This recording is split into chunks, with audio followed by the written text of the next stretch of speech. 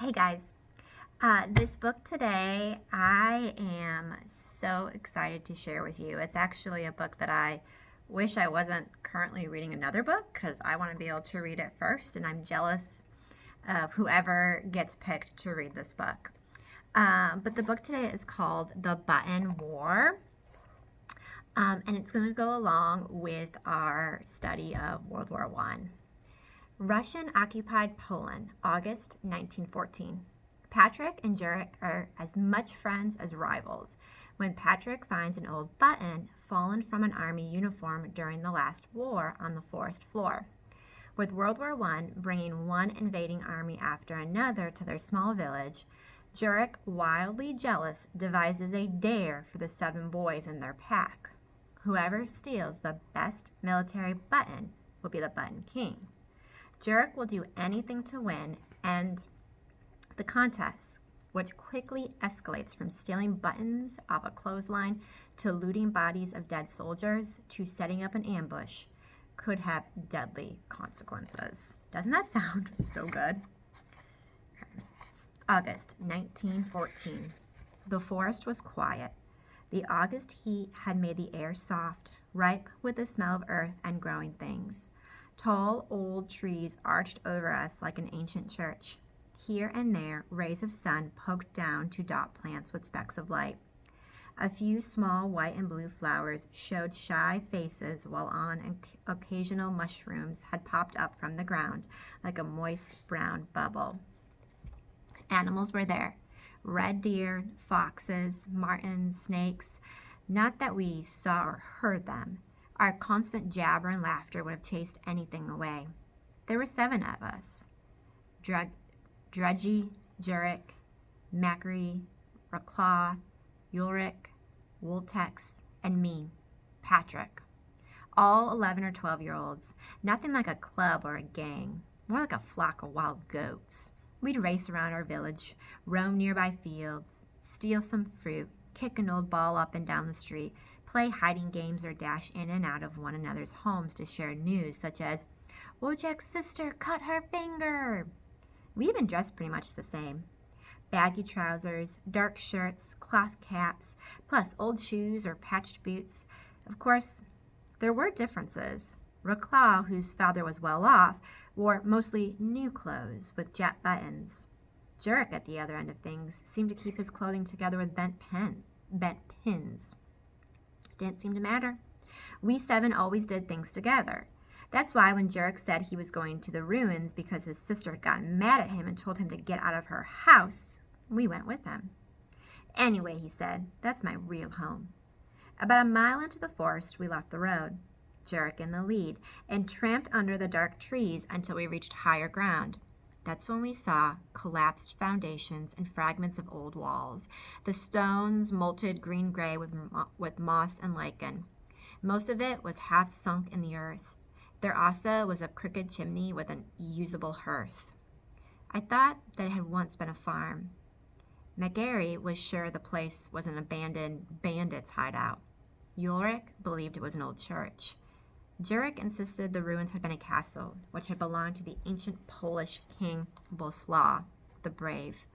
What's more, Jurek claimed he was the true descendant of Boleslaw, so he was the real owner of the ruins, the forest, and even our village. Knowing Jurek had invented the story to make himself feel important, we treated his notion for what it was, a joke. Jurek was no more royal than he was the man in the moon. Other kids in the village may have been as poor as Jurek. I didn't know them. When we got to the ruins, we did what we always did, set out to collect wood to make a fire in the hearth. It didn't matter that the day was warm. Sitting in front of a fire made us feel as if we were having an adventure. Jurek and I went off together, walking side by side looking for wood. "Your sister's going to let you back home?" I asked. "She always does," he said with a shrug and a grin to tell me he didn't care. As we were grabbing sticks, I saw something small sticking out of the dirt. I bent over and picked it up. "Let me see," cried Jurek. "I saw it first." Not that he had. I swung around, my back to him, even as I brought the small thing close to my eyes. "What is it?" said Jurek. "What?" As far as I could tell, it was just a plain old rusty button. "Is it money?"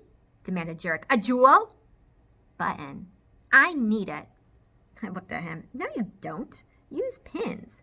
That shut him like a slammed door. He stood there, mouth open a bit, face puke pale. In fact, he looked so stupid I laughed. My laugh was like a trigger.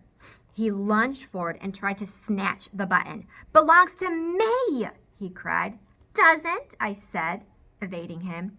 Does. The whole forest belongs to me. He was dancing around trying to get the button. I kept shifting so he couldn't. Come on, he yelled. It's mine. I stepped away and looked at him. He was breathing hard. His hands were balled into fists. Then his cheeks were red. I'd never seen him so angry. I said, What's the matter with you? Everything on this land is mine, he shouted. Give it. I'm the king here. That's so stupid. Isn't? He screamed and made another grab, but I twisted away. I'll admit, I had no use for the dumb button. As far as I was concerned, Jurek was acting stupid because of the King Boleslas story. It made me not want to give him the button. Next moment, he snatched a big stick from the ground and lifted it high, as if about to bring it down on me. Give! He roared, face full of rage. He was waving the stick around like a club. Suddenly scared, I retreated a few steps and stared at him, unable to understand what's happening. I'm warning you, he cried, and came closer, the stick hovering. Everything on this land is mine, all of it. Give! My heart was thumping, but I didn't want to back off. Fine, I said, and threw the button as far away as I could. You want it? Get it. He didn't even glance where I'd thrown it. He just stood there, holding up that stick, panting, trembling. I couldn't believe the hate I saw on his face. He lowered the stick gradually, but kept glaring at me. I found my voice. I'm going back, I said, and ran off, leaving Jurek where he was, gripping the stick, still furious. When I got to the ruins, I didn't say anything to the others.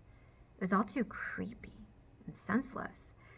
After a while, Jurek returned. He seemed calm, though at first he wouldn't look at me or say anything, and I didn't ask him if he had found the button or why he had acted so insane.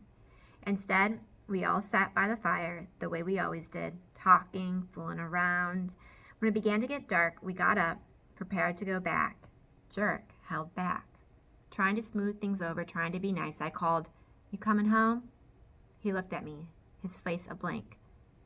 This is my home, he said. We went off.